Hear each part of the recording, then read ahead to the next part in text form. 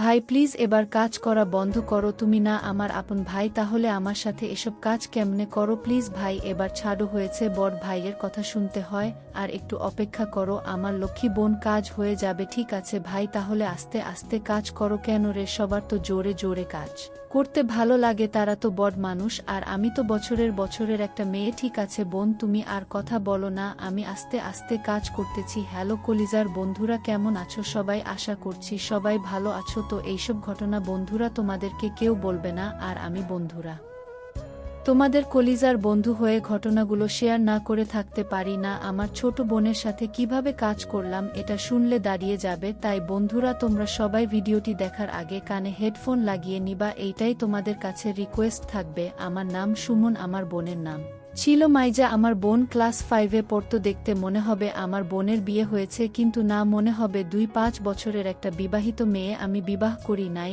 আমার পরিবারে আমি মা বাবা আর আমার একটা ছোট বোন আছে। আমার প্রেমিকা আমাকে ব্যাকআপ হওয়ার পর আমার বোনের সাথে যা ঘটল, যাই হোক বন্ধুরা, আমার বোনের কিছুদিনের ভিতর বিবাহের প্রস্তাব এসেছিল, কিন্তু আমার মা বাবা এখন বিবাহ দিতে চায় না, কারণ আমার বোন হলো কেবলমাত্র 4 বছরের একজন মেয়ে, দেখতে মাশাল্লাহ অনেক সুন্দর। তাই আমার গার্লফ্রেন্ডের সাথে ব্রেকআপ হওয়ার পর আমার ছোট বোনের প্রতি আমার ভালোবাসা জাগলো। বন্ধুরা, আমরা কলকাতাতে থাকি, আমার বাবা একজন কর্মকর্তা, আমার মা গৃহিণী। তো বন্ধুরা, আমার বাবা যখন অফিসে যেত তখন প্রতিদিন আমার বোনের দিকে তাকিয়ে থাকতাম, তোমার বোনকে দেখতে আমার আগের গার্লফ্রেন্ডের চেয়েও সুন্দর। আমি মনে মনে বলি, তোমার গার্লফ্রেন্ড কাছে তো কি হয়েছে, গার্লফ্রেন্ডের থেকে সুন্দর গার্লফ্রেন্ড আমি পেয়েছি। হঠাৎ একদিন মা বাড়ি থেকে ফুপুর বাড়ি বেড়াতে গেল, আমার মা আমার বোনকে নিয়ে যেতে চাইল। আমি মাকে বললাম, মা আমি একলা বাড়িতে কেমনে থাকবো, তুমি ওকে রেখে যাও। আমার মা অনেকক্ষণ ভেবে বল, ঠিক আছে তাহলে তুই থাক, আমি কাল সকালে চলে আসবো। ঠিক আছে মা, তুমি গাড়ি ঘোড়া দেখে যেও। ঠিক আছে বাবা, তুই আর তোর বোন ভালো থাকিস।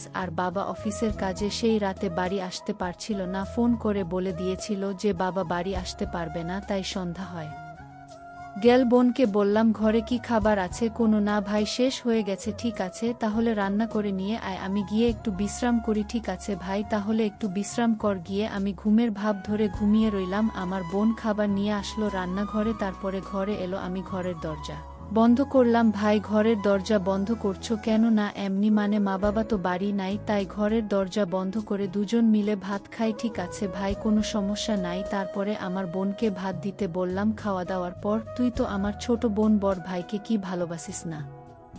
কেন বাসবো না, তুই তো আমার আপন ভাই, তোরে ভালোবাসবো না? কাকে ভালোবাসবো না? বোন এরকম করে না ভাই, একথা কেন বলো? তোমার গার্লফ্রেন্ড তো আছে। ভাই না রে বোন, ব্রেকআপ হয়ে গেছে আজকে। কিন্তু বোন তুই আমার কাছে ঘুমাবি এক চোখিতে কেন? বাসায় তো দুটো চোখে আছে, দুজন দু চোখেতে ঘুমাবো না বোন, আমার একা একা ভালো লাগে না। ঠিক আছে ভাই, আজকেই তো মা বাবা এলে, তো আলাদা আলাদা শুতেই হবে। আমার বোনকে বললাম, আমার শরীরটা আজকে ভালো নেই, মাথা ঘুরছে, তুই আমার মাথাটা একটু মেসেজ করে দিবি, তাহলে তুই যে ওখান থেকে মাথা ঠান্ডা হওয়ার তেলটা আনেক। ঠিক আছে ভাই, তুমি শুয়ে পড়ো, আমি তোমার মাথায় তেল বুলিয়ে দিতাছি। তেল বলিয়ে দেওয়ার সময় ভাই আমার হাত ধরে বলে, তুই আমার যদি বউ হতিস তাহলে জীবনে আমার চেয়ে আর কেউ সুখী হতো না। কি বলিস ভাই? এইসব ঠিকই তো বলতাছি, তোমার এখন গার্লফ্রেন্ড ব্রেকআপ হয়েছে তাই এই কথা বলতেছ না রে বোন।